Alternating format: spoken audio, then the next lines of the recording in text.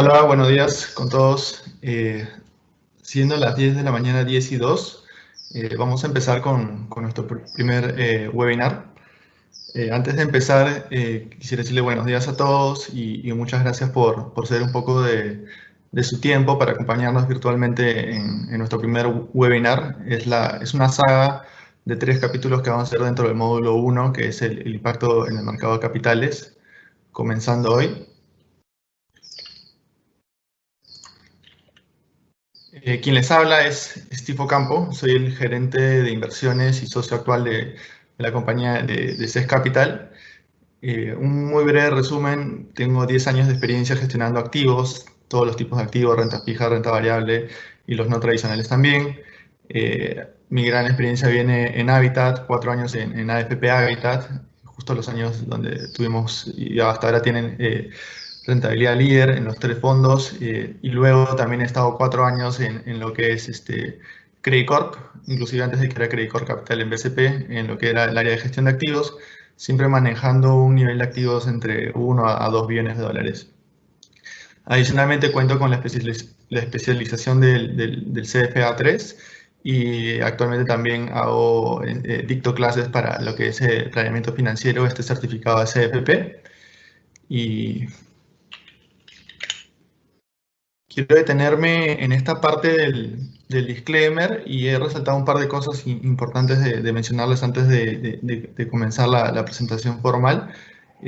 Básicamente, CES Capital es un fondo de inversión privado con una especialización en lo que son notas estructuradas o productos sofisticados. En ese sentido, la presentación que les voy a hacer a continuación es 100% informativa y educativa. No busca para nada dar ninguna recomendación de compra ni venta. Para eso, en realidad, la recomendación siempre es ir con un asesor externo quien los pueda guiar de la mano, como menciona este disclaimer. Igual antes de empezar, quisiera comentarles brevemente que nosotros, sobre lo que es el mercado de capitales en sí, hacemos mucho flujo de información, no solamente hacia nuestros clientes, no solamente hacia nuestros asesores financieros, sino también hacia público en general. Y un poco de lo que nosotros hacemos para todos es informes de mercados especiales, donde ahí básicamente tratamos de explicar cuáles han sido los principales acontecimientos y qué impacto han tenido en el mercado, de haber tenido algún impacto. Por ejemplo, uno de los últimos que hemos publicado, inclusive lo publicamos también por LinkedIn y es bastante bueno, es un análisis del COVID-19 en el Perú, donde básicamente entramos a analizar todo lo que ha sido el COVID en el Perú, cuál ha sido el impacto económico, cuáles son las perspectivas y cuáles han sido las políticas implementadas por el Ejecutivo en el lado fiscal y obviamente por las entidades financieras por el lado monetario, siendo el BCR. Y está muy detallado, se los recomiendo revisar después de la presentación. Ese es un ejemplo. En realidad hacemos todo tipo de informes. Semanas anteriores también mencionamos el contexto internacional y cuáles habían sido las principales razones por las cuales el mercado había estado viéndose afectado, sobre todo en febrero y marzo. También hacemos informes semanales de mercado con calendario económico, publicado también en LinkedIn. Hacemos diariamente un reporte macroeconómico global y local, lo distribuimos a través de correos. Y finalmente todo tipo de comunicación, como por ejemplo el lanzamiento de nuestro webinar, las futuras fechas para los siguientes episodios, los hacemos también a través de esos medios. Entonces, los invito, ahí han publicado cuál es el enlace para dejar su correo y puedan suscribirse a todo este tipo de información que es gratuita. Básicamente, con dejar el correo y su información básica, nombre y apellido, puedan estar en nuestra base de datos para recibir toda esta información. Asimismo, al final también les voy a poner un correo que también pueden escribirle a ese correo para que pidan la presentación si es que quisieran recibirla. Bien, dicho esto, me gustaría presentarles lo que vamos a ver hoy día.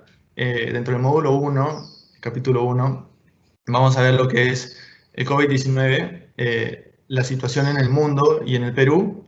Luego la situación económica también en el mundo, Perú, los estímulos fiscales que se anunciaron en el mundo y en el Perú, el estímulo monetario mundial y Perú, cuál ha sido el impacto en el mercado internacional y local, qué es lo que se viene luego en el COVID-19, finalmente cerrando con las conclusiones del caso,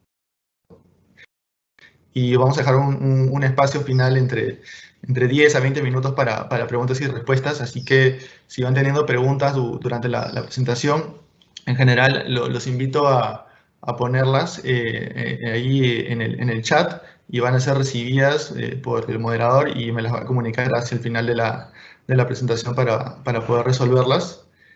Eh, Bien, antes de entonces de empezar la presentación, voy a cerrar mi video para dejar solamente la presentación y mi voz con el fin de no saturar las redes.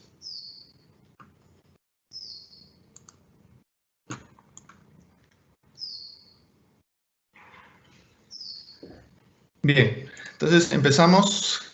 ¿Qué ha sucedido en el mundo? Básicamente, esta no es novedad para ninguno. Creo que todos estamos muy enterados de las noticias que estamos viendo tanto en los medios locales e internacionales sobre cómo viene expandiéndose esta pandemia del COVID-19. Entonces, la última información ayer, básicamente teníamos 1.407.000 casos de contagiados a nivel global, 298.000 recuperados y solamente 80.761 actualmente registrados como muertes. ¿Qué es lo que está pasando en realidad y por qué los mercados un poco están moviendo en base a los titulares con mayor optimismo? Es que, y lo voy a ver gráficamente luego, pero les adelanto que posiblemente estemos viendo que el epicentro esté migrando, ¿no? Si bien este virus comenzó en China, eh, luego que China lo controló, ellos sufrieron hacia finales de enero y durante todo febrero, el virus tomó el epicentro en Europa, principalmente en Italia y en España. Y al lado derecho tomo la noticia del 6 de abril en el Financial Times, que es uno de los diarios principales de Estados Unidos. Comenzó a salir el titular de que Italia y España, la tasa de crecimiento en términos de muertes parecería estarse desacelerando. Sin embargo, en Inglaterra y en Estados Unidos aún no. Entonces, ¿qué quiere decir esto? Que estaríamos entrando a un nuevo epicentro, es decir, el epicentro sería en Estados Unidos. Y veamos estos dos gráficos a continuación. El gráfico de la izquierda son casos diarios de contaminación en Estados Unidos e Italia. Y el gráfico derecho son casos de contaminación diarios en Italia comparado con China. Lo que vemos, sobreponiendo ambas curvas de contaminados entre Italia y Estados Unidos, parecería que Estados Unidos está entrando a la mitad o un poquito más de la mitad de lo que ya vivió Italia, ¿no? Entonces, sí podríamos ver que estaríamos migrando potencialmente hacia un epicentro en la región de Estados Unidos. Ahora, ¿por qué creemos que también este escenario es bastante probable? Debido a que en realidad en Estados Unidos el manejo de la contención del virus ha sido de cierta forma más abierto que en otros países, ¿no? Y me refiero a más abierto es, no todos los estados han optado por cuarentena forzosa, han dado recomendaciones de aislamiento social, sin embargo, muchos de los estados aún tienen casi su estilo de vida muy parecido. Obviamente las personas han tomado conciencia y toman los resguardos sanitarios que ameriten, pero en realidad básicamente en Nueva York y California son los principales estados que se han dictaminado una cuarentena forzosa debido a la rápida propagación de contaminación. Es por eso que hay las probabilidades son elevadas de que Estados Unidos pueda ser el nuevo epicentro de la pandemia.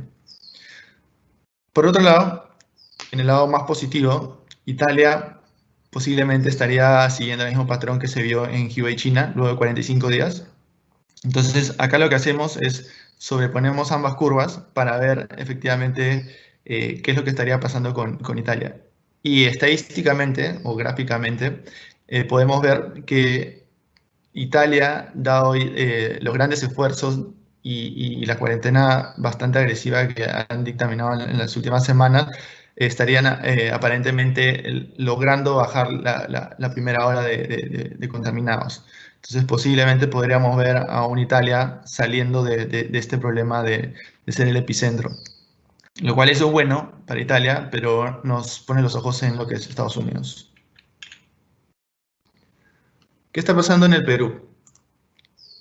En el Perú, en realidad la curva sigue creciendo, la curva de detectados y de fallecidos sigue creciendo a un ritmo considerado acelerado aún, pero acá hay que mencionar que nosotros en el lado del nivel de pruebas que estamos haciendo diarias, recién estamos creciendo el ritmo de pruebas diarias que estamos realizando.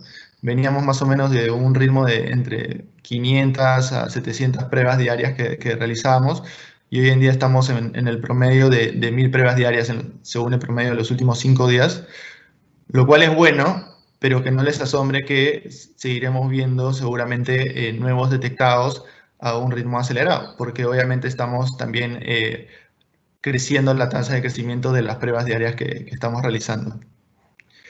Por otro lado, la tasa de mortalidad aún es bastante elevada comparado obviamente con Chile y Colombia, pero sin embargo tampoco está a una tasa descontrolada, felizmente.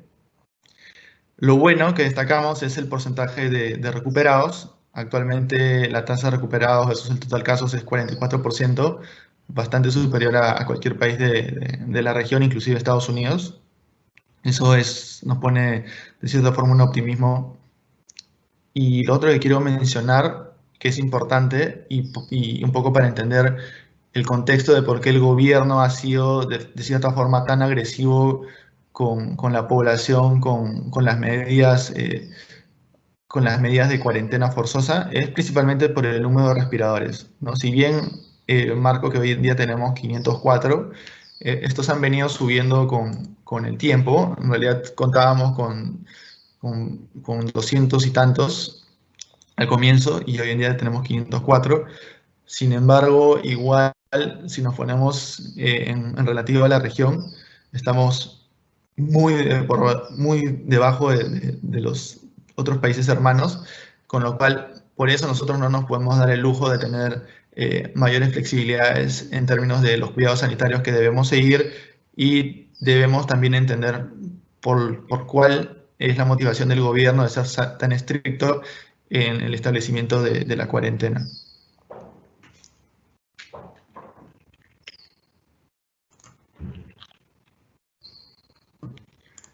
Entrando en lo que es la situación económica mundial, ¿qué es lo que ha pasado? Y en realidad es que numéricamente aún solamente hemos visto los datos adelantados de febrero y marzo, pero claramente en el mundo financiero todo se mueve en base a expectativas y hay muchos analistas económicos a nivel mundial que su trabajo es justamente incorporar esta nueva información y actualizarla en sus estimados, ya sea de crecimiento o de otras variables económicas.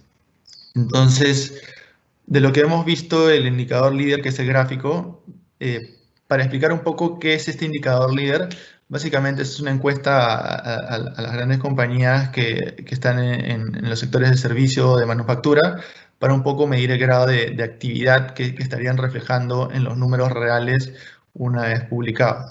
¿Qué es lo que se gana con esto? Que obviamente los analistas pueden incorporar las cifras que salen de estas encuestas para ver si estamos en una zona de crecimiento o de decrecimiento. La línea de 50 en este indicador es lo que va a indicar si estamos en crecimiento o en decrecimiento. Entonces, por ejemplo, la línea turquesa, entre celeste turquesa que ven en su pantalla es la de China, y China se vio fuertemente afectada en lo que fue febrero. Y acuérdense que China en realidad entra con el tema del coronavirus hacia la última semana de enero, fuertemente afectado en febrero, y ya en marzo comienza a hacer la estrategia de salida, ¿no? O reactivación económica.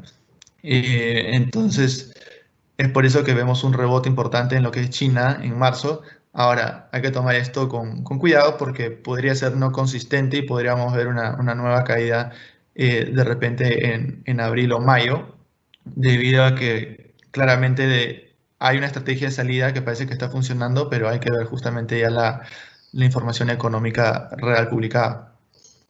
Por otro lado, la línea amarilla, que es Estados Unidos, y la línea blanca, que es la eurozona, vemos que efectivamente a partir de marzo estarían fuertemente afectados, principalmente la eurozona, que es por lo que he mencionado, ¿no? La eurozona pasó a ser el epicentro después de China, pasó a ser el epicentro bastante fuerte en lo que es Italia, España. Por ende, no nos sorprende que ese indicador líder muestre un fuerte potencial de crecimiento económico en esa región. Y Estados Unidos tampoco es ajeno, también ya comenzó a sentir los efectos adversos a partir de marzo. Yéndonos al cuadro de la derecha, lo cual es importante también, son los estimados de crecimiento económico para el Producto Bruto Interno. El Producto Bruto Interno básicamente es la total producción de cada país. Eso nos mide claramente, efectivamente, todo lo que el país está produciendo, valga la redundancia. Entonces, ¿por qué es importante mencionarlo? Porque si ven el texto de abajo contra el cuadro para el 2020, vemos unos fuertes cambios en los estimados debido al impacto potencialmente agresivo que deberíamos estar viendo por el tema del coronavirus. Entonces, la economía global se esperaba que para el 2020 creciera entre un 3 a 3,5 porcentual. Y ahora con este escenario de coronavirus, según Fitch, que es bastante bueno dando estimados también, podríamos estar viendo un decrecimiento de menos 1,9%. Mi opinión personal es que es un poco agresivo esa cifra, pero de hecho sí podríamos estar viendo algunas cifras dentro del entorno de los negativos. Yéndonos a Estados Unidos, ahora se espera un decrecimiento anual de menos 3,3%, mientras que antes era un crecimiento entre 1,5 a 2,5%. Para la eurozona se espera menos 4,2%, mientras que antes se esperaba entre 0,8 a 1,2%. Y para China es el único país que, de entre los principales, que aún se espera crecimiento, 1,6%, pero se esperaba antes un crecimiento de 5,2 a 6%. Ahora, estas cifras no es que sean privadas ni ocultas y no es que yo tenga información específica porque pago a Fitch. Estas son información pública disponible para cualquiera en realidad que esté en el medio financiero y haga un poco de búsqueda.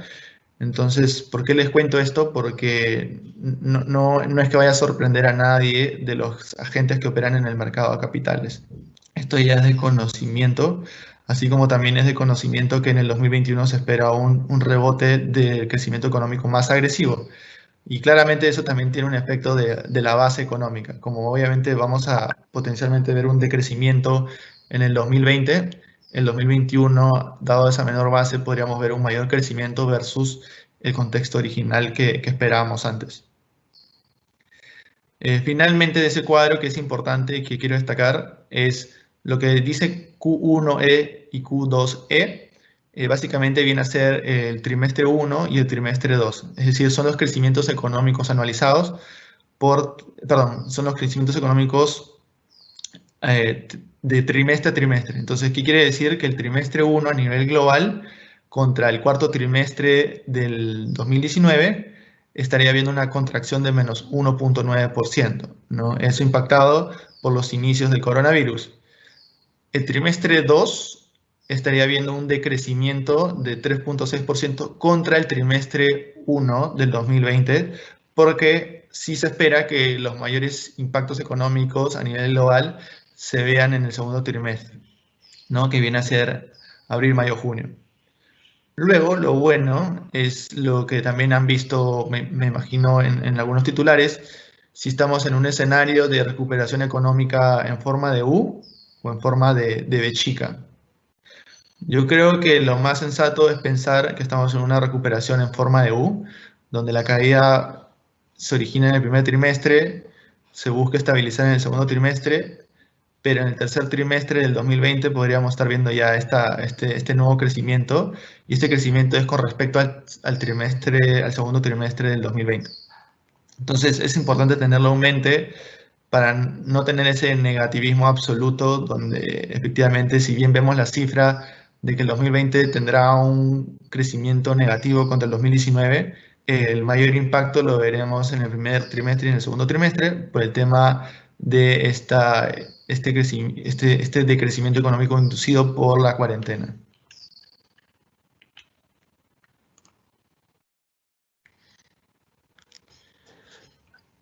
En esta lámina en realidad es un poco más para ilustrarlos algunas cosas que nosotros los agentes financieros estamos viendo, ¿no? Para un poco entender ya, por ejemplo, en el caso de Estados Unidos, qué es lo que ha venido sucediendo en Estados Unidos en base a la información económica que hemos estado viendo y cómo un poco se ha estado comportando su mercado de capitales. Entonces, ¿qué es lo interesante en el gráfico de abajo a la izquierda? Vemos cómo ha ido la revisión de los crecimientos estimados para Estados Unidos por el consenso de analistas. Entonces, como les mencionaba antes, Estados Unidos por el consenso de analistas se esperaba que creciera entre 1,5 a 2,5, siendo el consenso 1,8%, pero ya incorporando todo el tema de las cuarentenas y la información que se fue anunciando en Estados Unidos, los analistas rápidamente comenzaron a mover sus estimados de crecimiento económico para el país.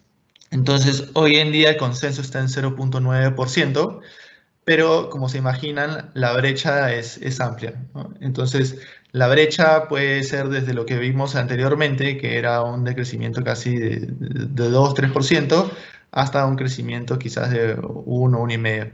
Ya va a depender de cada analista lo que está viendo, incorporando en su modelo, pero igual a nosotros nos sirve ver que la caída del mercado, ¿por qué fue tan acelerada? Porque también el recorte de estimados económicos fue bastante acelerado. Por otro lado, al lado derecho más pequeño, solamente de forma indicativa, les pongo una información que posiblemente la puedan haber estado leyendo en titulares, pero tampoco es una noticia de sorpresa, ¿no? Ante un tema de paro económico inducido, sí esperábamos un efecto a niveles de solicitudes de desempleo. Si bien no se ve el número particularmente sí sorprendió, se esperaba como 2-3 millones y de hecho el número de solicitudes de desempleo en Estados Unidos ha sido ampliamente superior a eso. Pero si vemos, por ejemplo, en el cuadro derecho, hacia dónde está focalizada esta destrucción de desempleo, básicamente está donde podíamos esperar que está, es en el sector de ocio, turismo, restaurantes, ¿no? Que básicamente son los sectores más afectados. ¿Y por qué digo más afectados? Porque no solamente están afectados ahorita, que estamos en cuarentena, sino que la recuperación va a ser bastante más lenta en relativo a los otros sectores. Finalmente, el gráfico de abajo, un poco para explicarles una de las tantas variables que utilizan los analistas económicos para dar sus estimados de crecimiento económico, es, por ejemplo, la relación de empleos creados por mes. Entonces, como vemos ese gráfico es la creación de empleos por mes y el crecimiento del Producto Bruto Interno para el caso de Estados Unidos. Hay una fuerte relación entre ambas variables. Entonces, como ya hemos visto esta destrucción de empleos bastante agresiva, esa variable sirve como input para los modelos económicos para también esperar que en el corto plazo se esperaría una contracción fuerte de crecimiento económico en Estados Unidos, que es lo que venía diciendo, pero quería de cierta forma ilustrarlos con ese gráfico.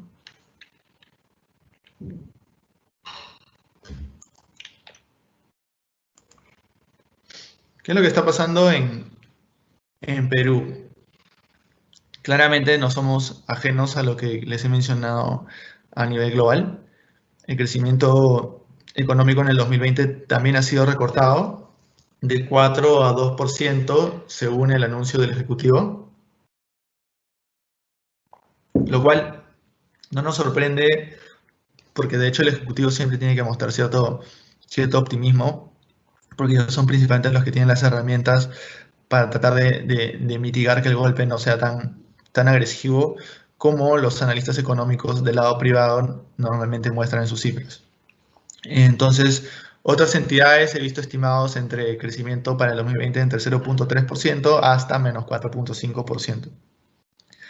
En realidad lo interesante es ver qué incorpora cada uno de estas instituciones a la hora de ver sus estimados.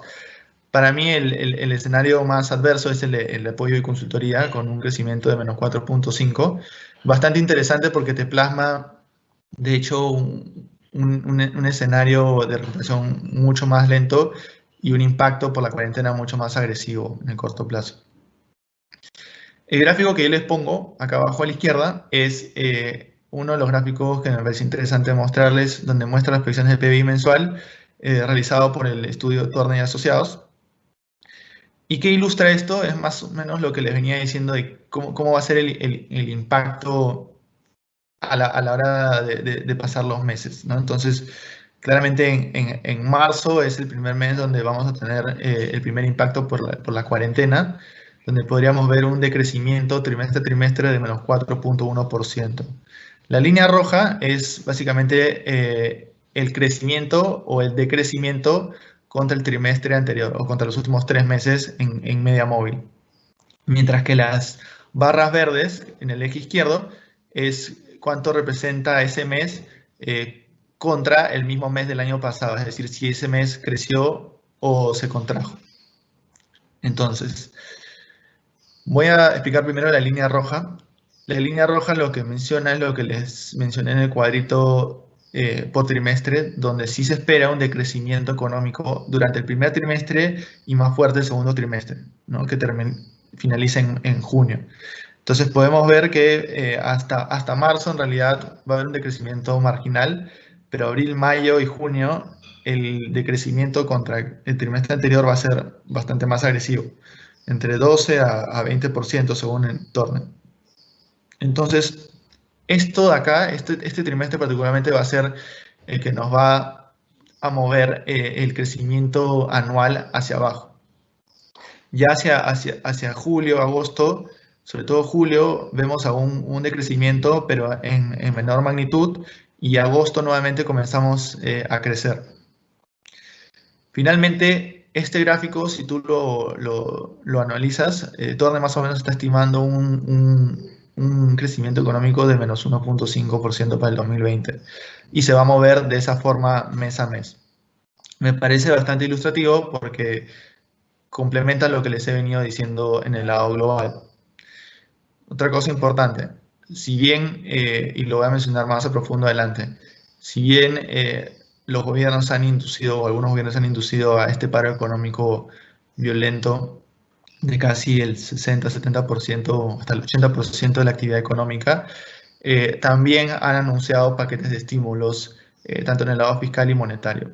En el caso del Perú, el estímulo total anunciado suma 26.400 millones de dólares, equivalente a un 12% del PBI del 2019. Rápidamente, otra cosa que quería mostrarles en esta lámina es los principales sectores que van a ser afectados, como ya hemos visto, es básicamente turismo, ocio y aviación y automotriz. Y también por ahí lo ponen el lado de construcción y desarrollo inmobiliario. Entre los principales ganadores, creo que todos también bastante predecible, es el tema de servicios y productos médicos, alimentos básicos y cuidado y salud.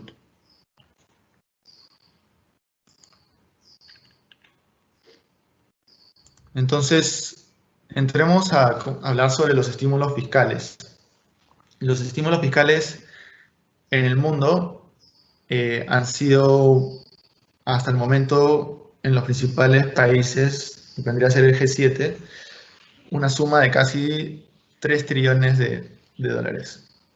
Esa suma, para que tengan una idea, equivale a 5.5% de la producción total de esos países sumados. Claramente, algunos países han anunciado más estímulo relativo a su PBI y otros menos.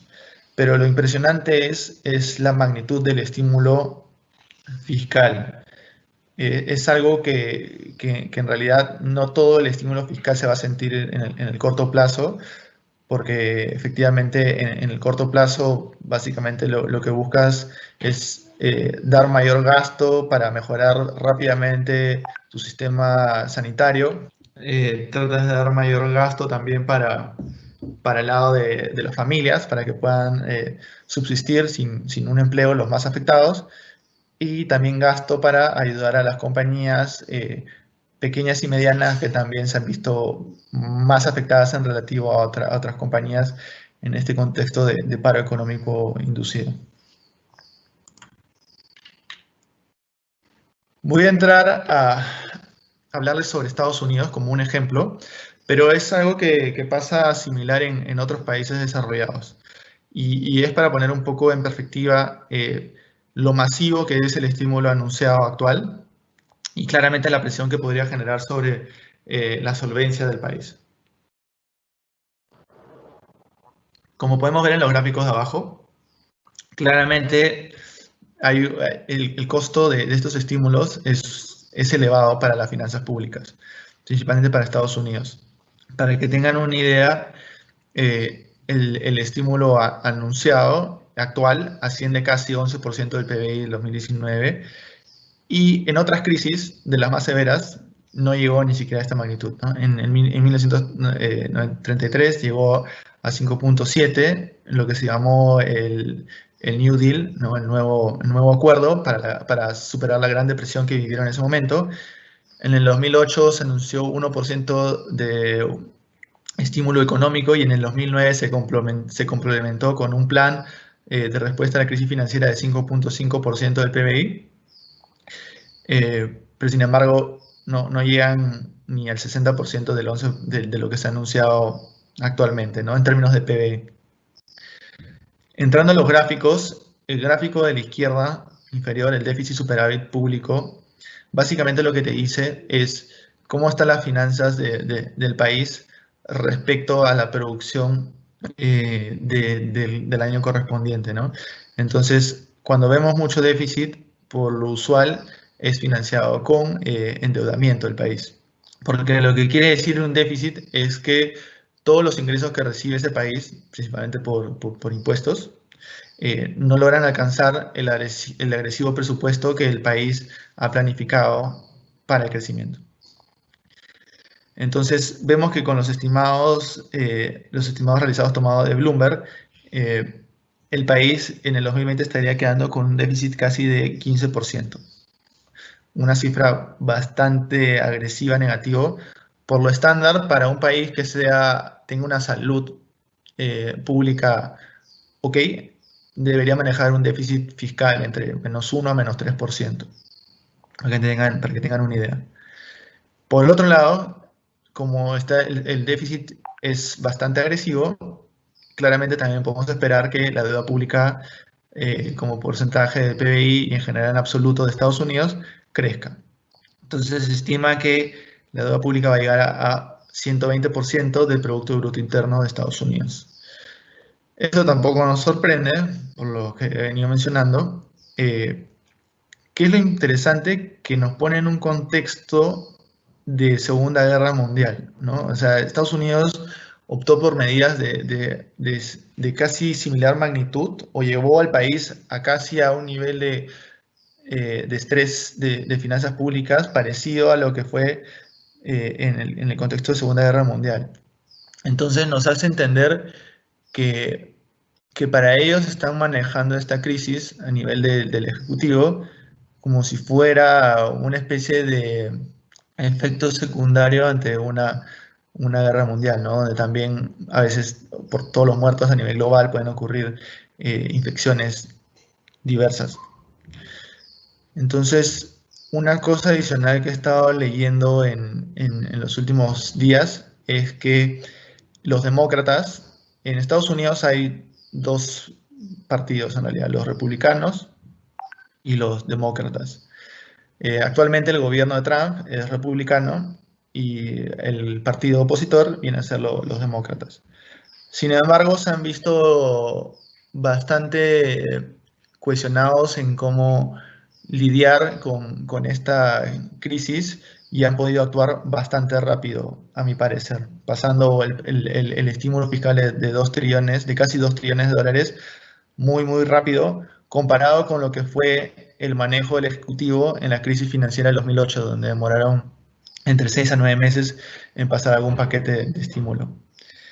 Ahora, sobre estos 2 trillones, se menciona que podría venir 500 billones o hasta 1 trillón adicional, lo cual, eso lo está impulsando los demócratas, principalmente su líder Nancy Pelosi, lo cual alude a que el impacto económico en Estados Unidos va a ser un poco más prolongado y severo, por ende buscarían ayudar más a las familias y compañías pequeñas y medianas.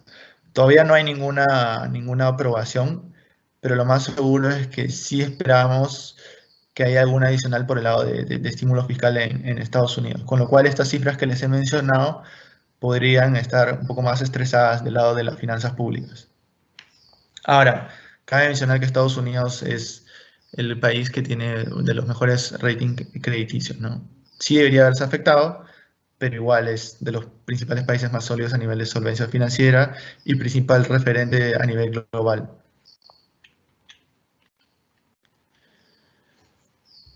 Por el lado fiscal, en el Perú, no nos quedamos atrás. La verdad que nosotros, el Ejecutivo sorprendió con un paquete anunciado actualmente de 26.400 millones de dólares, equivalente al 12% del PBI del 2019.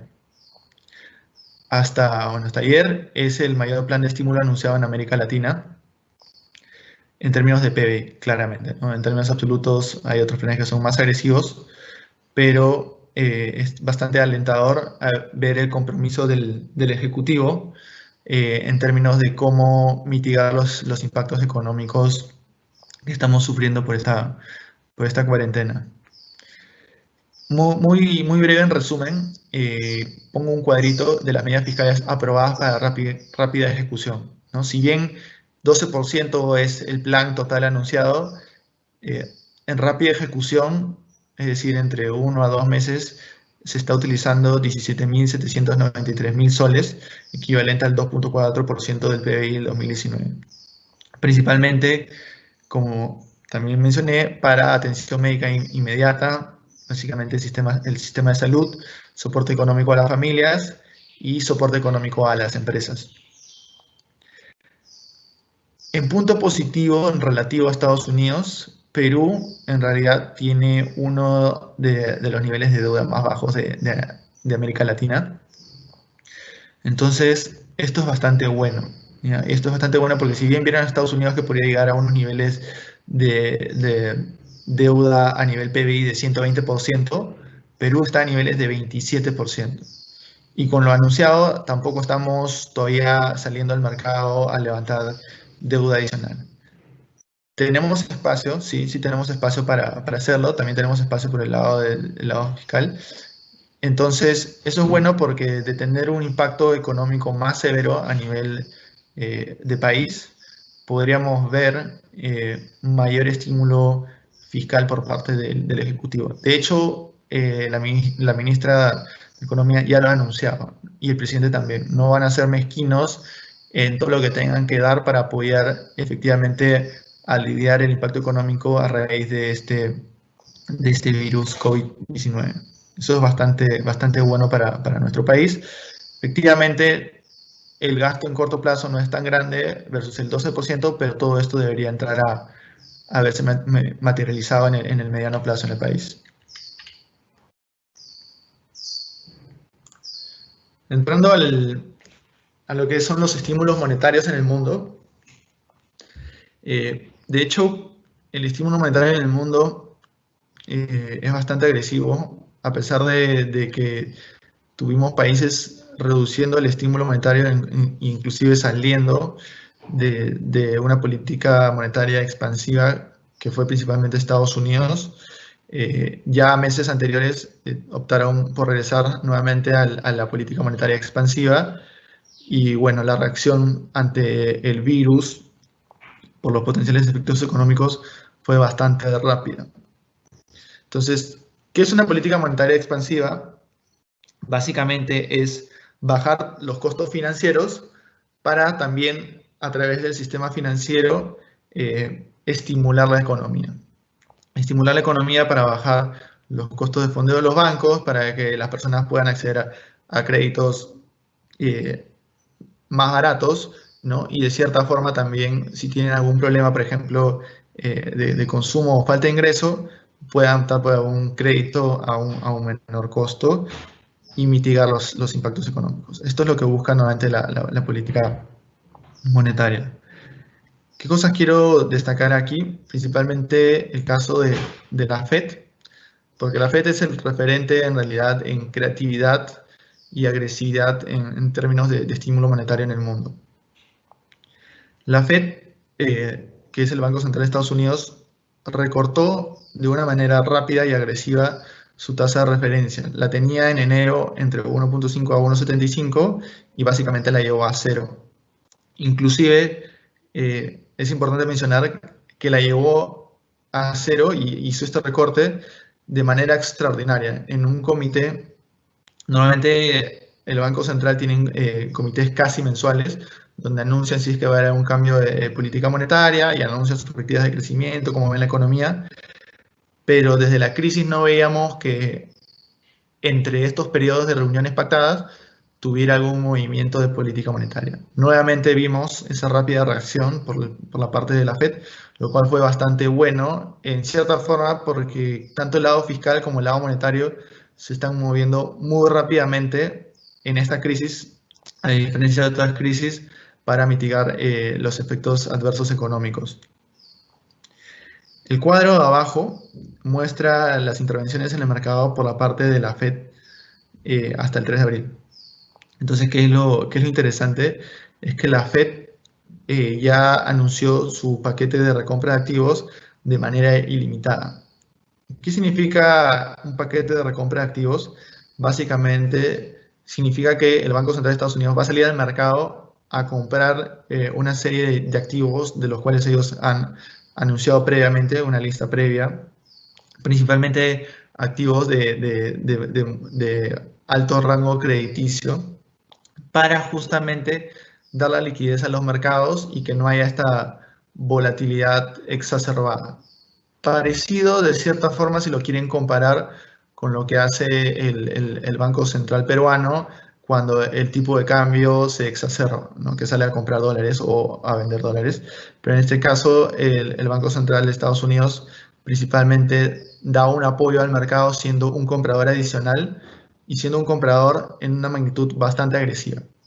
Entonces, últimamente estamos viendo que el Banco Central está comprando a un ritmo diario de 75 billones de dólares y esto de hecho ha tranquilizado y hemos visto mayor estabilidad en los mercados financieros, con lo cual eso es bueno. Ahora vamos a ver cómo esto evoluciona la próxima semana, porque también el ritmo de recompras, que si bien ha sido agresivo, debería estar bajando, ¿no? De 75 por lo menos a 50 billones.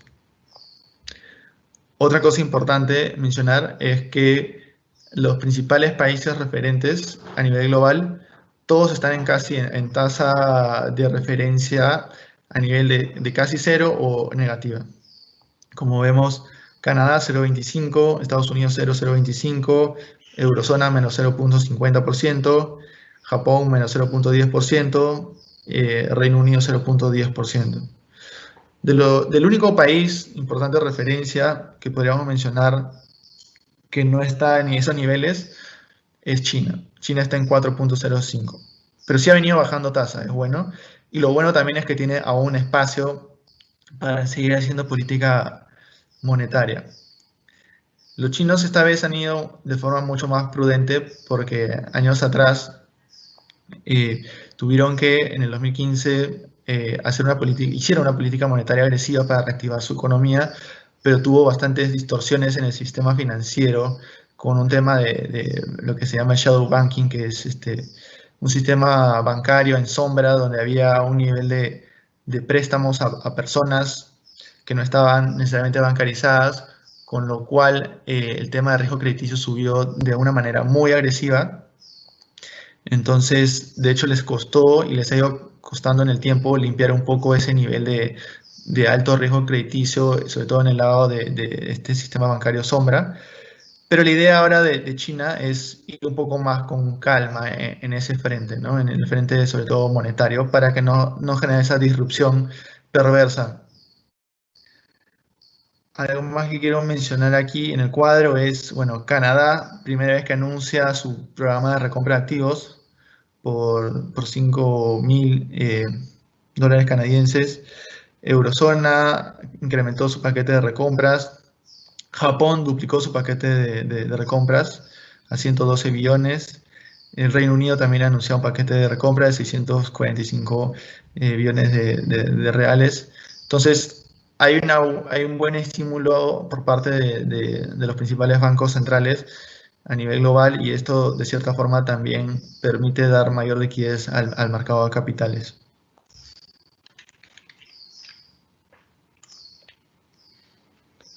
Por el lado del Perú, ¿qué es lo que se ha hecho? Principalmente se ha anunciado un soporte para evitar la quiebra de la cadena de pagos y de créditos de las principales compañías, perdón, de las compañías medianas y pequeñas, así como también de crédito a las familias más vulnerables.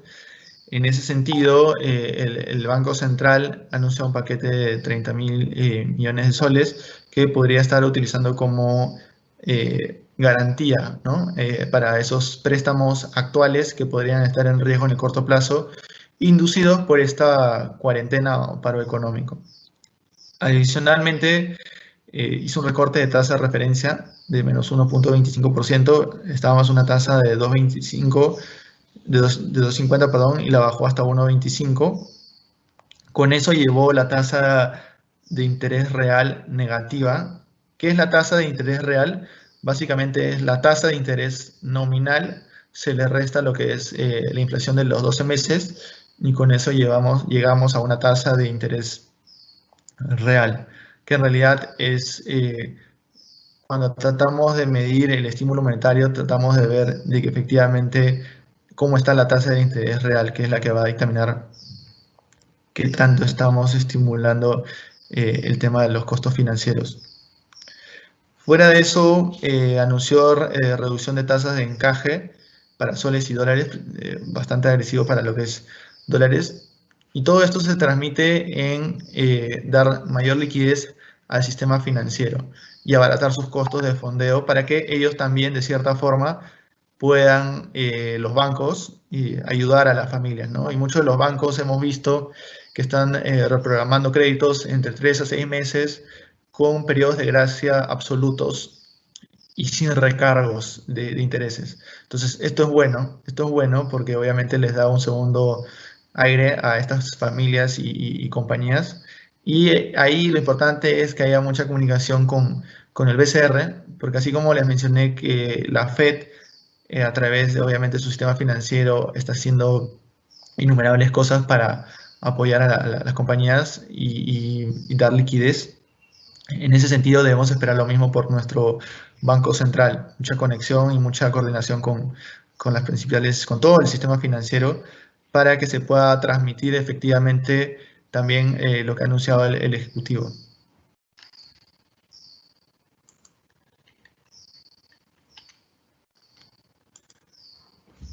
Bueno, entramos ya con toda la antesala que les he mencionado. Mucho de esto cae por su propio peso en consecuencia de cómo se han movido los mercados internacionales y locales. En el 2020, perdón, en el 2019, sobre todo el último trimestre, últimos meses, veníamos bastante bien. Veníamos bastante bien y las perspectivas económicas, que ya mencioné previamente, ¿no? Que estábamos con un crecimiento mundial de entre 3 a 3,5, y las perspectivas para en general el mercado de capitales eran ok. Era un crecimiento económico de 3, 3,5. El mercado de renta variable se estimaba que podía estar entre un 5 a 8%, incluido el tema de dividendos. Entonces, se esperaba hacer un buen año.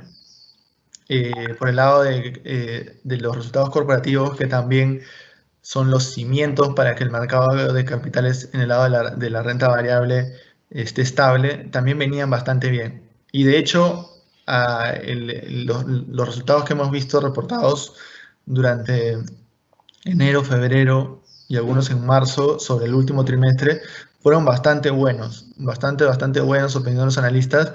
Sin embargo, lo que fue malo, que también era esperado, es que obviamente la guía de resultados esperados de sus compañías para el 2020, en muchos casos habían sido o retirados o recortados por la incertidumbre del impacto económico del coronavirus.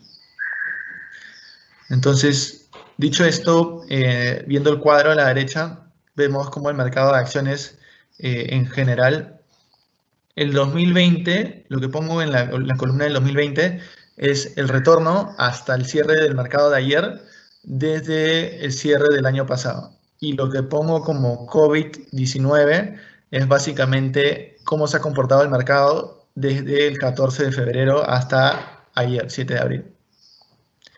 Lo que podemos ver es claramente el mercado de renta variable a nivel global, muy negativo.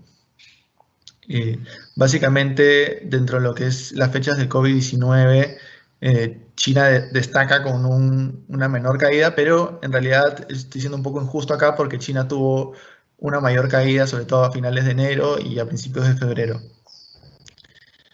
Por el lado de los commodities, me pongo los tres principales referentes: el petróleo, con una caída muy agresiva en el año de 61%, y luego lo voy a comentar, por eso no lo voy a comentar acá. El oro subiendo un 9.1%, y en general un índice agregado de commodities que incluye materiales básicos, metales, agrícolas, etcétera, vemos una caída del 21.8%. Lo que es tasas y bonos, lo que es tesoro básicamente es el bono del gobierno americano a 2 años. Entonces vemos el bono del gobierno americano a 2 y a 10 años que han tenido un buen rendimiento en este contexto de coronavirus. Por otro lado, lo que pongo como Barclays US agregado es en general todos los bonos que transan a nivel global, perdón, a nivel Estados Unidos, tanto grado especulativo como grado de inversión, cómo les ha ido. Este índice recopila todos los corporativos de Estados Unidos y le ha ido ok también, con un crecimiento de 3.2% en el 2020. Mientras que por el lado de lo que es grado especulativo, que es lo que pongo como Barclays US agregado High Yield, en español grado especulativo, es lo que se ha visto más impactado. Que también es lo que está más correlacionado siempre a la renta variable, porque son compañías, al estar dentro de lo que se denomina grado especulativo, no significa que todas, pero sí hay un buen porcentaje de compañías que son más vulnerables y que están en situaciones no muy favorables de solvencia financiera y que viven un poco más el mes al mes o el trimestre a trimestre. Finalmente, por el lado de monedas, en el lado de monedas vemos que la principal moneda que se ha fortalecido es lo que pongo ahí como DXY. DXY significa en realidad el dólar contra una serie de canastas de monedas desarrolladas. Entonces el dólar se ha comportado bastante bien, con una subida de 3.6% en el año, mientras que el resto de monedas desarrolladas ha perdido marginalmente, siendo la principal la libra. ¿Qué es lo que quiero destacar aquí? A ver. Lo que ha pasado en el mercado internacional se conoce como el evento del cisne negro. ¿Qué es un evento de cisne negro? O lo pueden haber leído en inglés como Black Swan Event. Es lo que se conoce como un evento impredecible, que es un evento raro con severas consecuencias.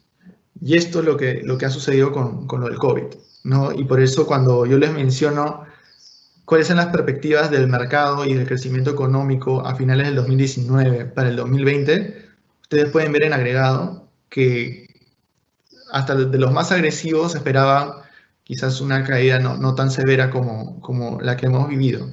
Y es porque claramente este tema del virus, del coronavirus, no estaba incorporado por nadie. Ha sido una sorpresa total que nace en China y nos venimos a enterar a nivel mundial. De hecho, se subestima al comienzo a nivel global, pero luego ya hemos visto actualmente cuál ha sido el impacto real. Es por ello que algunos de los activos que he mencionado han tenido un buen retorno relativo a otros. Y principalmente estos activos que han tenido un buen retorno relativo son los que funcionan como activo, entre comillas, de refugio ante elevada volatilidad, incertidumbre económica o distorsión del mercado. Entre estos se destaca el oro, que tuvo retorno positivo, se destacan los bonos de gobierno, pero principalmente los bonos de gobierno de alto rango crediticio, como lo que es los bonos del gobierno americano. Y se destaca el dólar. El dólar contra el resto de monedas a nivel mundial siempre también es visto como un activo de refugio. La segunda moneda que es de cierta forma visto como activo de refugio es el yen. El yen no lo puse en este caso, pero también no ha tenido un mal retorno en relativo a las otras monedas desarrolladas. Y bueno, claramente en el otro lado de la moneda, ¿quiénes son los más afectados? Los activos de mayor riesgo, principalmente acciones, commodities, deuda corporativa, y dentro de lo que es deuda corporativa, principalmente grado especulativo, y monedas, principalmente monedas de países emergentes, y en especialmente monedas de la región de Latinoamérica, hemos visto que han sido duramente afectadas.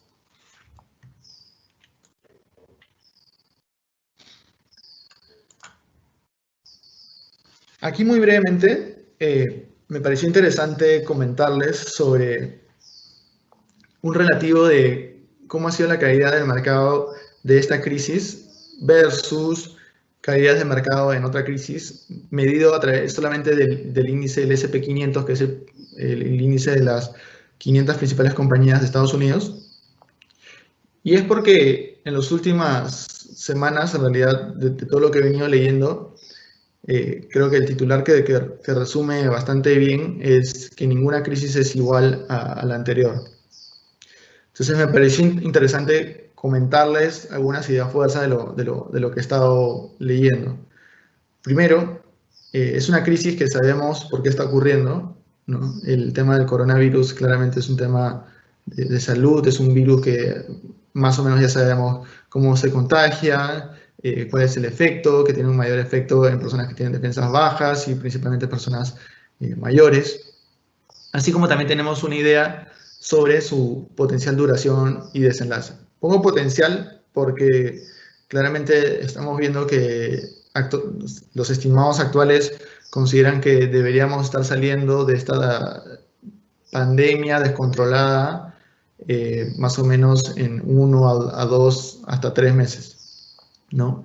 Y bueno, el desenlace final también lo sabemos, que eventualmente va a salir una vacuna, no se sabe si este año o el próximo, pero ese terminaría siendo el desenlace ante este contexto, ¿no? Entonces, por ese lado es un poco más visible. Luego, algo que me pareció interesante es que lo comparaban a la pandemia de la gripe después de la Primera Guerra Mundial en 1918-1919. En ese entonces, la recesión duró 7 meses y a pesar de que tuvieron una segunda ola de pandemia en el otoño, otoño-invierno, que fue inclusive más mortífera que la primera, el impacto, si lo vemos, no es tan agresivo como el que estamos viendo hoy en los mercados. Y bueno, hay que destacar que claramente los sistemas de salud, si bien hemos visto que estamos limitados dependiendo de cada país, como vimos el ejemplo de Perú que tenemos 504 respiradores, claramente si pusiéramos a Perú en ese contexto, en el 1919 con esta pandemia, no sé si tuviéramos algún respirador en absoluto, ¿no? Pero entonces los sistemas de salud han evolucionado. Por otro lado, leí también cómo lo comparaban con la crisis del ataque terrorista del 11 de septiembre del 2001. Y eso me pareció un poco más interesante debido a que mencionan que esta crisis lo que genera claramente es que no solamente ataca el lado económico, ¿no? Sino también ataca el lado social, hasta político.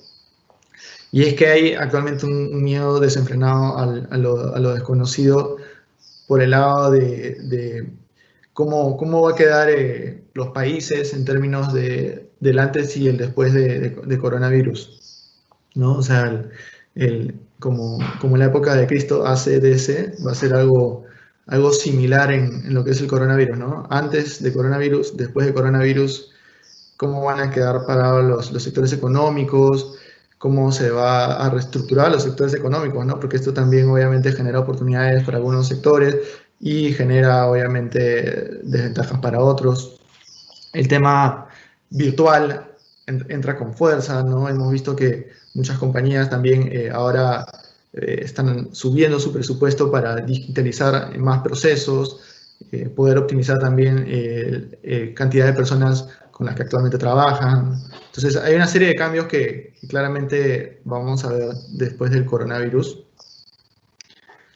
Otro punto interesante me pareció es las lecciones de crisis financieras, y esto también está claro, y hasta ahora lo hemos visto, es que el sistema financiero ha aprendido la importancia de mantener la liquidez a toda costa, ¿no? Y claramente lo hemos visto, primero por lo que mencioné de la rápida respuesta de los bancos centrales, ¿no? Los bancos centrales han respondido muy, muy rápido a bajar su tasa de política monetaria, a implementar los paquetes de recompra de activos, ¿no? Y otorgar serie de garantías y otro tipo de liquideces al sistema financiero para que no se rompa la cadena de pagos. Esto es muy, muy importante y es una diferencia clara versus el 2008-2009.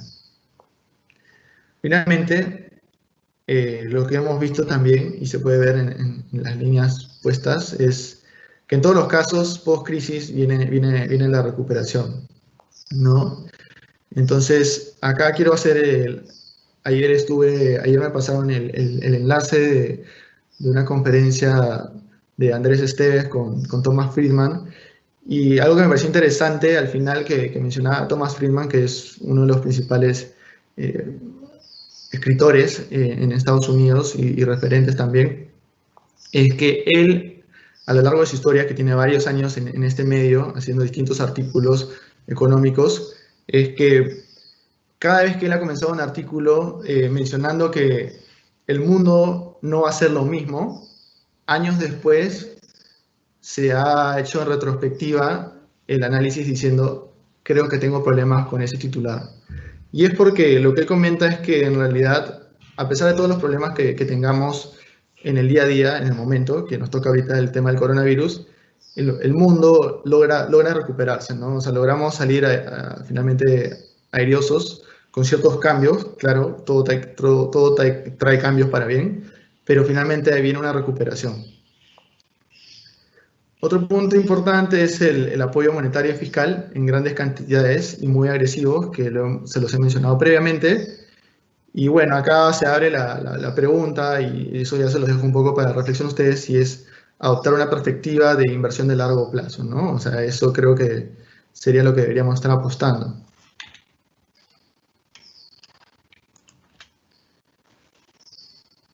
Para el tema del petróleo, voy a ir un poco más rápido porque me está ganando un poco el tiempo sobre lo que hubiese querido, el ritmo que hubiese querido ir. En tema de petróleo, ¿qué es lo que pasó? Principalmente en el lado de petróleo lo que pasó es que hubo una discusión, principalmente entre los dos principales actores de los que dictaminan la producción a nivel mundial de petróleo. Entonces, Arabia Saudita y Rusia no llegaron a un acuerdo para mantener por lo menos el nivel de producción o seguir reduciendo el nivel de producción de petróleos ante una potencial disminución de la demanda para el 2020. Y esto claramente, el no acuerdo, gatilló la respuesta de Arabia Saudita a decir que iban a comenzar a aumentar el nivel de producción de 10 millones de barriles a 12 millones. Esto fue lo que principalmente movió, en el gráfico del lado derecho podemos ver unas barras rojas y amarillas. Principalmente las barras rojas es el tema de caída de oferta y las barras amarillas es el tema de caída de demanda. Entonces vemos que principalmente cuando se anuncia este tema del desacuerdo, la caída que vamos teniendo es por lo que es un shock de oferta. Luego, en complemento, a partir de mediados de febrero, cuando comienzan a salir mayores titulares del coronavirus y entran todas las revisiones de crecimiento económico a la baja, vemos en amarillo que también suma el tema del impacto de la caída del precio del petróleo, ¿no? Entonces, Básicamente hemos tenido un caso muy raro en el petróleo donde hemos tenido un shock de demanda y de oferta al mismo tiempo. ¿Qué es lo que se viene a corto plazo?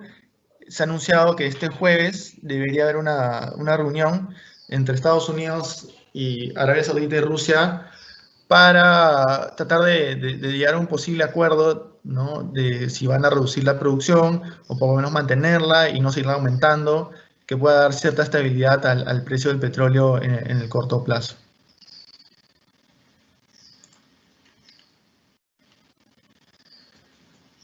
En el lado del mercado local, eh, para Perú, en realidad, el 2020 se venía como un año de una marginal recuperación versus el 2019. Se esperaba un crecimiento de 2,5 a 3,5%, con un nuevo Congreso donde en realidad no, las expectativas de qué podía ser, dado el poco periodo que iban a tener en el Estado, no había muchas expectativas de cambios relativos. Dicho eso, nos asombramos por obviamente la última ley promulgada, que ahorita está obviamente en potencial confirmación o observación ante el presidente, pero esperemos que no tener que lidiar con ese tipo de propuestas de leyes populistas que puedan, en vez de generar algún crecimiento o mitigación del impacto económico de COVID, ponga en riesgo el crecimiento del Perú en el mediano plazo. Bueno, dicho esto, como hemos visto, los mercados de Latinoamérica, y el Perú no es ajeno, sufrió también por el tema del coronavirus. El mercado de acciones ha caído 33% este año. El cobre ha caído 19,2%. El cobre cae principalmente porque también China, acuérdense que China es de los principales demandadores de cobre, casi el 50% de la demanda de cobre mundial viene de China. Ante el coronavirus, claramente también ellos van a sufrir una desaceleración importante, así como el resto del mundo. Por ende, se espera una menor demanda por el lado de los metales base para construcción y desarrollo de infraestructura. Por otro lado, el soberano a 10 años viene a ser así como puse el tesoro a 10 años, el soberano a 10 años es el bono en referencia del gobierno peruano. También se vio afectado como un 7,4 y un 5,3 en lo que va del año. Y bueno, el sol, si bien en los cortes que se pone se ve una caída de menos 1,6%, en realidad, si vemos rápidamente el gráfico de abajo a la derecha, que tiene como unas barritas verdes y rojas, esa es la evolución del tipo de cambio, donde vemos que hubo un pico de tipo de cambio donde llegó a niveles de 3,55, casi niveles de 3,60, pero en la última semana, los últimos 3, 4 días, con la recuperación del mercado global, también hemos visto una recuperación acelerada del tipo de cambio.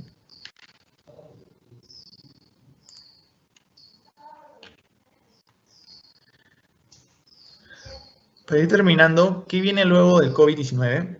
Y esto es un poco de lo que he leído también, de lo que estarían planteando los distintos gobiernos, principalmente gobiernos de países desarrollados.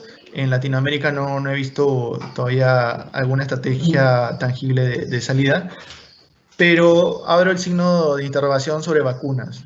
En realidad el tema de vacunas, si bien se estaba avanzando bastante rápido versus otro tipo de años, inclusive en algunos casos han exonerado de algunas fases algunas compañías para poder trabajar las vacunas lo más pronto posible. El escenario base en realidad debería ser que las vacunas estén listas para el 2021 o muy finales del 2020. ¿No? Y me refiero que estén listas para una producción a escala y también para poder distribuirse mundialmente, ¿no? Para que puedan llegar, por ejemplo, a Perú. Entonces, ¿qué es lo que se está viendo como una estrategia común, más aterrizada? Es tratar de que la segunda ola no sea tan agresiva como la primera ola y que obviamente nos agarre en una mejor condición, ¿no? A nivel de sistema de salud y obviamente de resguardos sanitarios.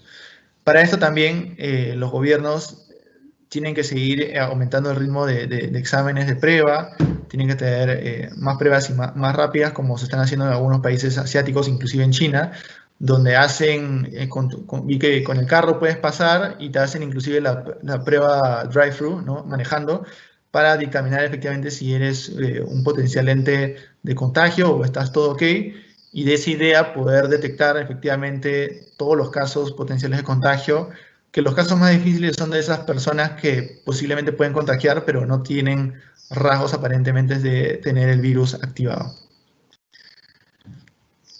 Luego, la otra parte de la estrategia es cómo se va a ver esa flexibilización de la cuarentena, ¿no? En general, se espera que ocurra en menor grado a mayo y ya a nivel más general en junio. Y esto va a variar de país a país, porque obviamente también va a variar dependiendo de cómo se ha visto fortalecido en esas semanas el sistema de salud de cada país, pero seguramente vendrá acompañado de medidas forzosas como medidas de seguridad, pruebas, protecciones, mascarillas, ¿no? Estrategias de salidas por edad, a nivel geográfico, sectores económicos, entre otros.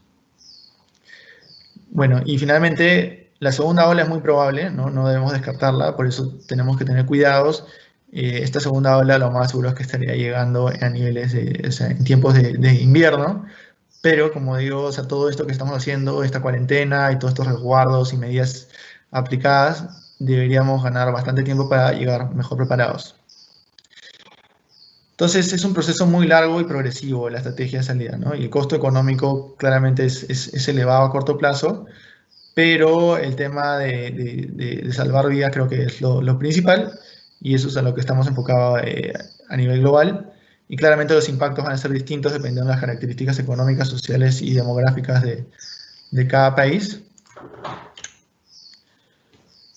Esto también me pareció importante y muy breve, es para comentar qué es lo que va a continuar en el mercado, y básicamente es que vamos a estar todavía en un entorno de mediana a elevada volatilidad. Es decir, hemos tenido picos de volatilidad y en el gráfico se puede ver en la parte superior lo que es la línea blanca es básicamente la volatilidad de monedas emergentes, y lo que es la línea entre celeste y turquesa es la volatilidad de países G7. Y en el gráfico de abajo se ve la volatilidad en amarillo de acciones de Estados Unidos y en morado la volatilidad de los bonos del Tesoro americano. Entonces hemos visto que hemos tenido un pico bastante agresivo cuando obviamente estallaron todos los titulares negativos y hubo el descontrol y el tema del ritmo de contagios estaba bastante acelerado, no había ninguna medida aún de cuarentena ni anunciada ni aplicada, Estados Unidos subestimaba aún los riesgos de este virus, pero conforme hemos visto medidas implementadas y los ritmos de crecimiento ir bajando o controlándose, claramente hemos visto la volatilidad bajar. Ahora, no creo que lleguemos a un entorno de volatilidad como hemos visto en los últimos 2 años, por lo menos no en el corto plazo. Deberíamos estar esperando una volatilidad mediana, de medio a alta, más o menos como lo que vimos en el contexto post-2000, en el 2019, pero en la segunda mitad del año, ¿no? Esa volatilidad, claramente, acuérdense que afecta tanto para arriba como para abajo. Para terminar, ¿cuáles son las conclusiones que les dejo o que me quedo yo con lo que les he comentado? Bueno, la crisis sanitaria va a durar más de lo que inicialmente se esperaba, ¿no? Creo que un mea culpa de muchos de los países, creo que no de Perú, pero de muchos de los países, fue subestimar el tema de la pandemia. Y por otro lado, el procedimiento de salida también va a ser largo y gradual, y hay que verlo como lo anuncia cada gobierno, ¿no? Igual, además está decir que también depende de cada uno de nosotros de hacer el cumplimiento de estas medidas. Por el lado del sistema financiero está en buenas condiciones, no debería haber problemas de liquidez, por lo menos no de las que se ha visto hasta el momento, y el financiamiento está siendo garantizado en casos necesarios, inclusive por los bancos centrales, eso es bueno. Sí entraremos a recesión, ¿no? ¿Y qué es lo que se llama recesión? Recesión se llama cuando 2 trimestres vienen con crecimiento económico negativo, ¿no? A esto se le llama teóricamente una recesión. Sin embargo, como también les mostré, la recuperación debería venir hacia el tercer trimestre y con mayor fuerza y probabilidad hacia el cuarto. Y bueno, eso sería por ese lado. Por el lado del estímulo fiscal, va a ser es muy agresivo y posiblemente podamos ver ampliaciones en ese frente si es que el tema del impacto económico se magnifica en algunos países, lo cual es bastante bueno. Si bien el efecto de estos estímulos en el corto plazo no se sienten tan fuerte en las cifras económicas, sí podríamos verlo en mayor significancia en el mediano plazo. Por ende, cuidado con esas sorpresas por ese lado. Por el lado de estímulo monetario, creo que vamos a ver buen soporte a lo largo de todo este año al menos por los principales bancos centrales a nivel global. Finalmente, no me queda duda de que el apoyo del gobierno en todo el mundo para enfrentar esta pandemia va a estar ahí, inclusive el Perú. Creo que ante cualquier magnificación de esta crisis o alargue de cuarentena que nos haga magnificar el impacto económico, vamos a estar viendo a un gobierno activado con anuncios de distintas medidas adicionales a las ya anunciadas, o mayor detalle también a las medidas que ya anunció, pero aún no ha aclarecido del todo. Y bueno, finalmente comentar sobre el mercado, que como les digo, va a ser un mercado que va a estar volátil en el corto plazo. Igual acá hay que poner un poco el chip de, oye, soy inversionista de corto o de largo plazo. Si eres inversionista de corto plazo, claramente este no es el mejor contexto. Yo creo que sí hay riesgos muy importantes en el corto plazo. En el largo plazo habría que verlo, dependiendo obviamente del momento en que uno quiera realizar este uso de dinero, pero hay que ir con calma, ¿no? De hecho, el entorno va a estar bastante volátil y no está de más decirles que antes de cualquier inversión les recomiendo siempre una asesoría financiera calificada. Eso es muy importante para que los puedan guiar y asesorar de forma correcta. Y bueno, eso sería de mi lado lo que les quería comentar. Estaríamos entrando a la parte de preguntas y respuestas.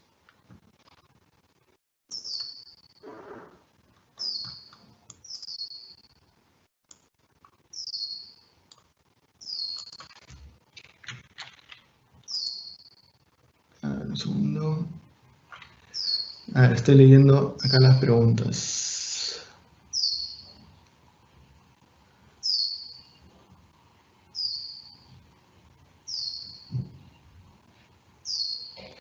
Hay una pregunta sobre la minería. Un gran porcentaje del PBI peruano eh, es representado por el sector minero y me preguntan cómo se moverá.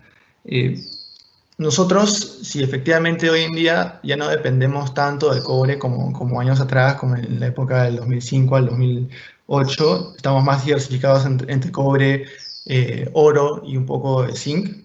Entonces, eso es bueno porque de hecho lo vi también en un análisis de otros colegas, es que el oro nos va a permitir de cierta forma compensar el bajón que estamos sintiendo por el lado de los precios del cobre.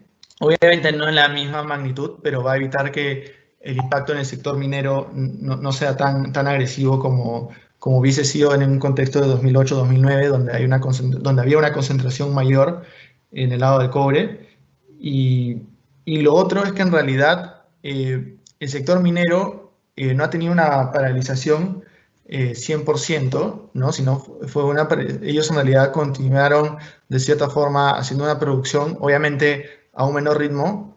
Actualmente ya han paralizado muchas de las obras, pero también creo que en el anuncio que va a dar el presidente entre hoy o mañana, debería estar anunciando en esa estrategia de salida o reactivación que el sector minero, siendo uno de los principales del Producto Bruto Interno, entre nuevamente a operaciones, ¿no? Poco a poco, siendo uno de los principales sectores.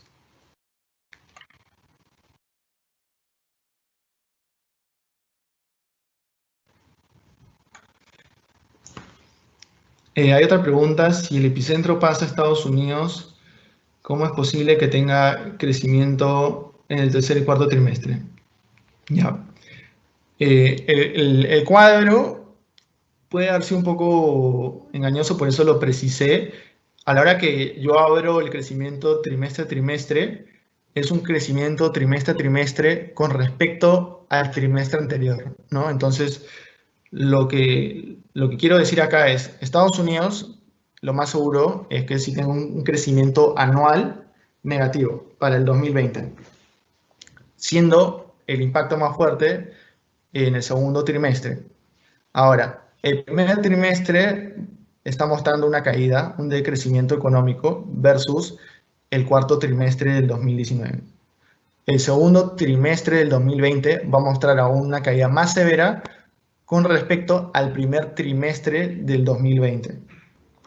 Luego, lo que muestra ese cuadro que les mostraba es que deberíamos esperar que el tercer trimestre de Estados Unidos ya no muestre una caída contra el trimestre anterior, sino muestre una recuperación, pero es una recuperación contra contra el segundo trimestre del 2020. Entonces, obviamente es una recuperación desde una base menor, pero para temas de lo que nosotros economistas llamamos recesión, estaríamos saliendo de la recesión, porque ya no ya no hay un decrecimiento. Entonces sí esperamos 2 trimestres de decrecimiento continuos, por lo cual entramos a recesión, y luego sí deberíamos ver un crecimiento trimestral hacia el tercero y cuarto trimestre contra el trimestre anterior. Igual en términos anuales, sí esperamos un decrecimiento económico para Estados Unidos.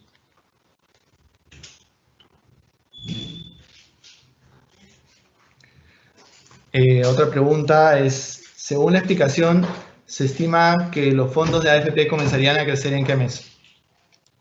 Mira, en realidad no tengo una respuesta clara, porque obviamente eso me implicaría tener alguna especie de predicción con contundencia sobre lo que va a suceder en el mercado financiero.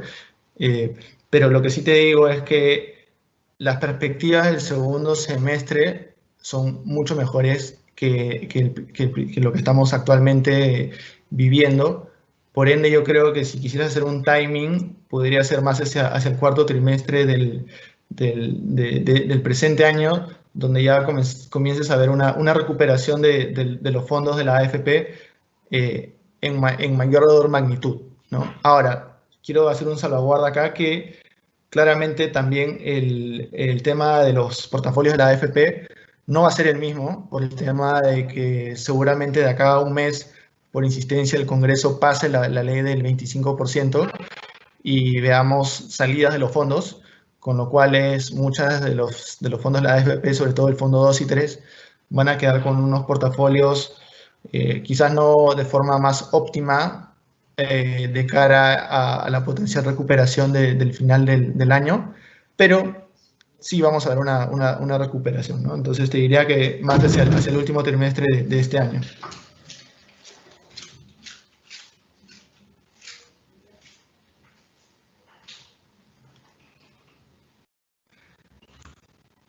Hay una pregunta sobre el sector de construcción.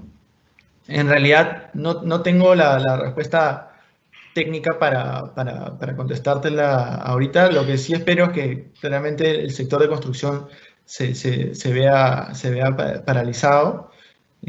Claramente, pongo un ejemplo, ¿no?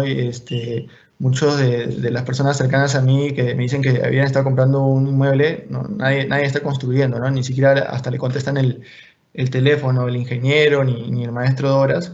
Entonces, creo que eso va a estar con mayor claridad conforme veamos el anuncio de reactivación paulatina que va a decir el gobierno, ¿no? Me imagino que el sector construcción también debería estar entre los primeros o los segundos sectores de mayor importancia para que, aunque sea el 50%, puedan regresar a operar, ¿no? Obviamente con todos los resguardos sanitarios que eso va a involucrar.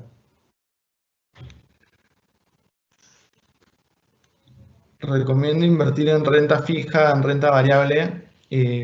Yo creo que hay oportunidades en todos los mercados ahorita, o sea, es decir, en renta fija o renta variable, hay oportunidades en ambos mercados. El tema es que hay que ser muy selectivos con qué vas a invertir, que te sientas cómodo con el nivel de riesgo o volatilidad que estás asumiendo en esa inversión.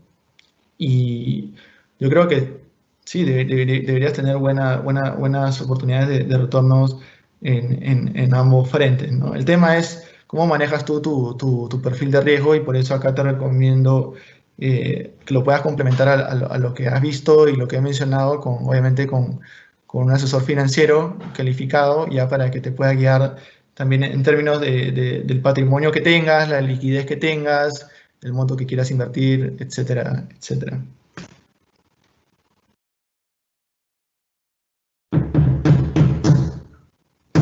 Sobre el retiro de las AFPs, sí, sí creo que van a tener la liquidez. Ahora, o sea, no es que tengan la liquidez en este momento o hace 2 semanas, porque acuérdense que los fondos de pensiones, la estrategia de inversión es de largo plazo. Entonces, cualquier estrategia de inversión a largo plazo, lo que tú tratas de hacer es de estar al máximo posible invertido. Sobre todo si es que tienes un sistema de pensiones que está creciendo aún, ¿no? Y porque también a nivel demográfico tienes una población aún bastante joven con una buena pirámide de crecimiento. Entonces, las AFPs no es que hayan tenido mucha liquidez disponible en este momento, pero sí tienen muchos activos de rápida ejecución para generarse liquidez. Claramente van a tener que salir a vender, ¿no? Eso es algo que no lo han incorporado en el análisis técnico tampoco que mencionaron. Van a tener que salir a vender posiciones, tanto posiciones internacionales como posiciones locales, y seguramente el mercado local también se vea presionado por esa venta de las AFP, ¿no? Donde claramente el mercado local no es tan grande como el mercado internacional, por ende podría haber algo más de presión en el mercado local, pero no me preocupa el tema de la liquidez de las AFP para cumplir con todas las obligaciones impuestas, tanto el retiro de los 2.000 soles como el 25%.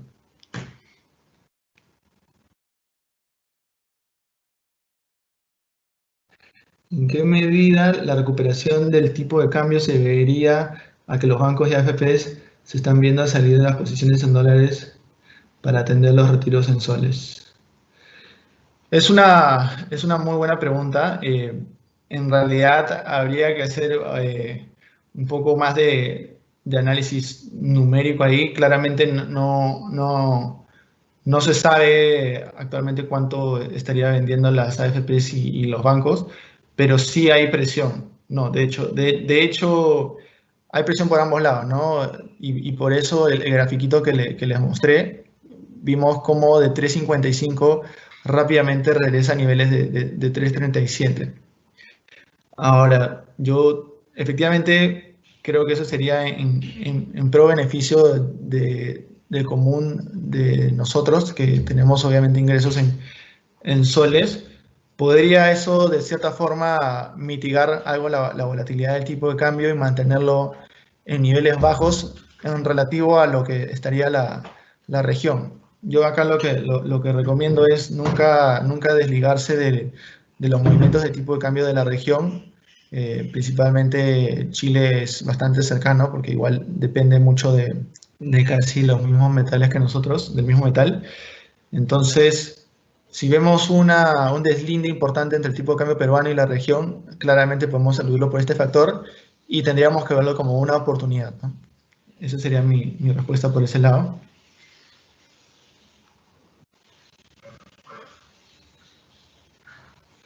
La última pregunta es, ¿cómo afecta esta coyuntura a los productos estructurados, toda vez que este evento pueda haber roto las garantías parciales de los productos?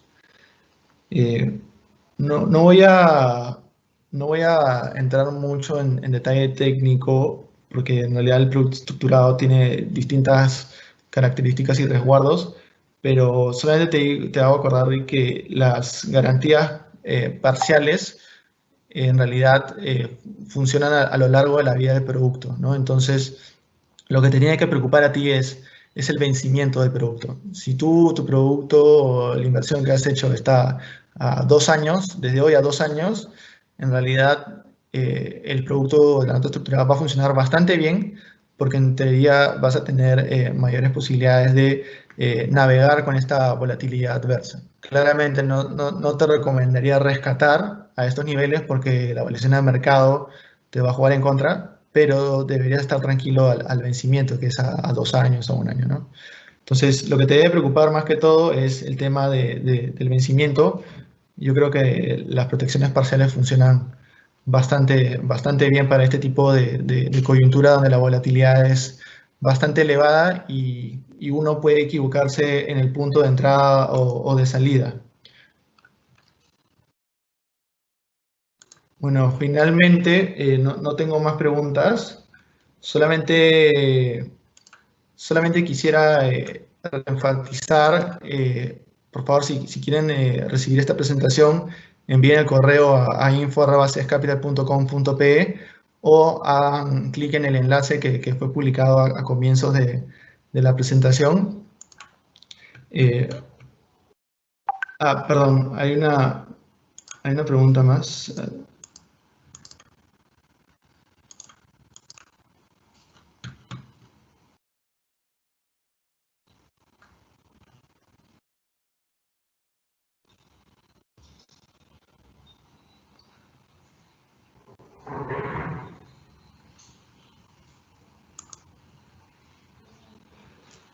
A ver, veo tres preguntas adicionales.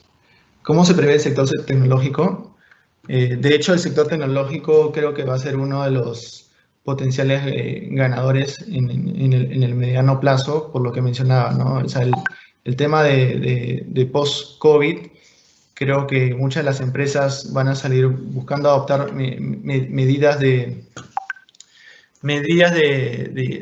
implementación, de digitalización de sus procesos, ¿no? Optimizar también su fuerza laboral, tener posibilidad de estos mecanismos de comunicación virtual, entre otros desarrollos, ¿no? Claramente, eso a nivel general del sector tecnológico, pero hay que entrar a subsectores dentro del sector tecnológico.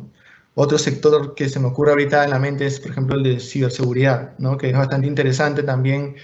Creo que van a haber mucha potencial demanda a mediano plazo en ese sector por todo lo que nos ha tocado vivir y de hecho va a ser un cambio estructural a cómo vamos a operar tanto a nivel personal como a nivel corporativo.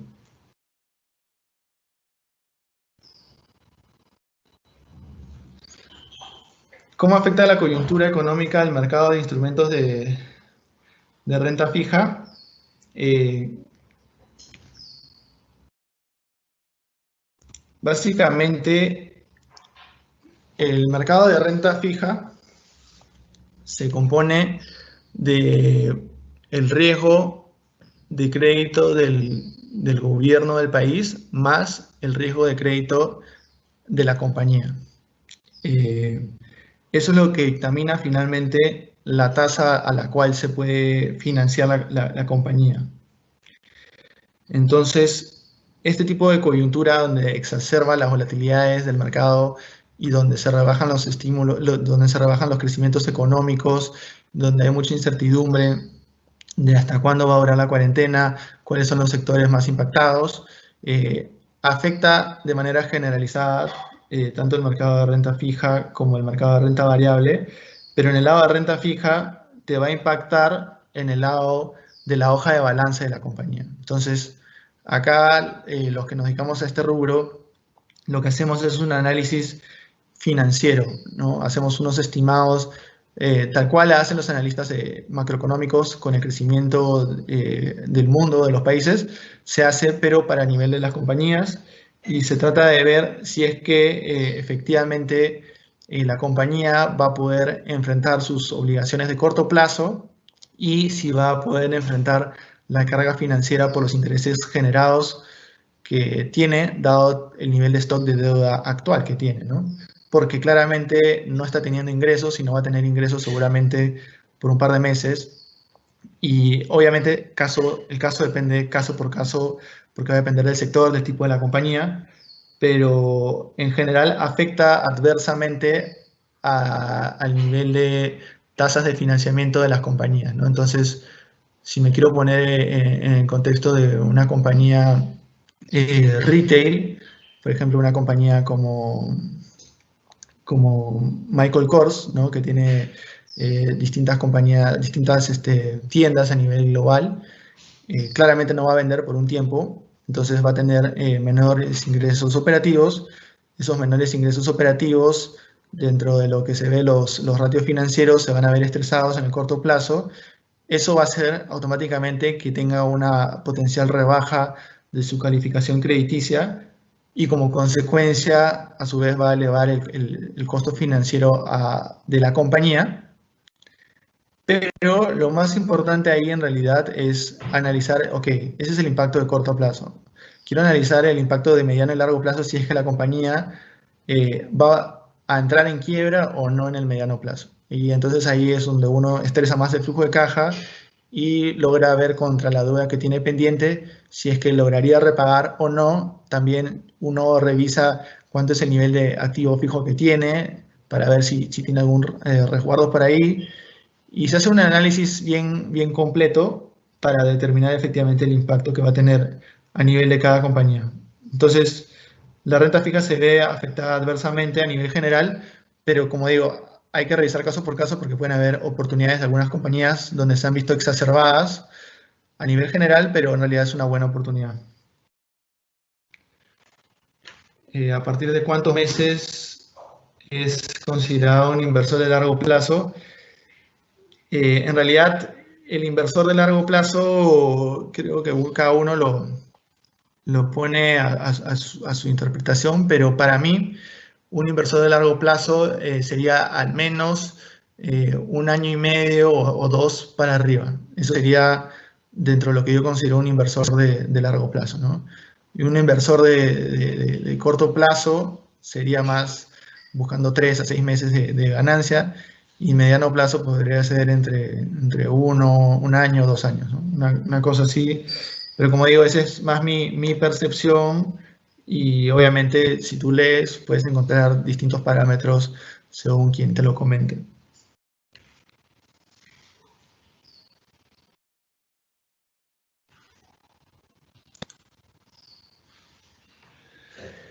La última pregunta que veo publicada es sobre el futuro de los productos y fondos estructurados en general en la industria y en la banca privada en el Perú.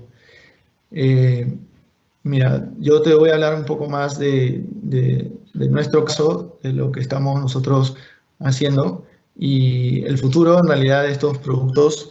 Yo creo que recién el mercado los está conociendo. Cada vez hay mayor recepción de estos productos porque en realidad suena complicado, pero en realidad no es muy complejo, son un par de características puntuales que hay que dominar. Y igual nosotros lo tratamos de hacer bastante interactivo, hacemos muchas capacitaciones. Normalmente hacemos muchas capacitaciones a nivel in situ, es decir, en nuestras oficinas, pero claramente como estamos tomando el resguardo apropiado por el tema de la cuarentena, hemos migrado a hacerlo todo virtualmente. Pero nosotros sí vemos mucho desarrollo en este nicho de productos. Nosotros optamos por maximizar el resguardo en el término de la política de riesgo que nosotros utilizamos y también al mismo tiempo buscamos claramente que haya una rentabilidad potencial real para cualquier inversionista, ¿no? Porque claramente producto por producto la información a veces se pone de forma muy agregada y puede ser un poco confuso leer, uno cree que hay un buen potencial de ganancia y al final de repente terminas con un producto 3 años y no perdiste nada, pero tampoco ganaste nada. Entonces, hay que verlo y también te diría, finalmente, no hay que tomar la decisión uno solo, no para nada, ni siquiera para el tema de productos estructurados, ni para renta variable, ni renta fija, sino, por favor, siempre con una asesoría financiera calificada de la mano. Voy a preguntar si hay más preguntas. Un segundo.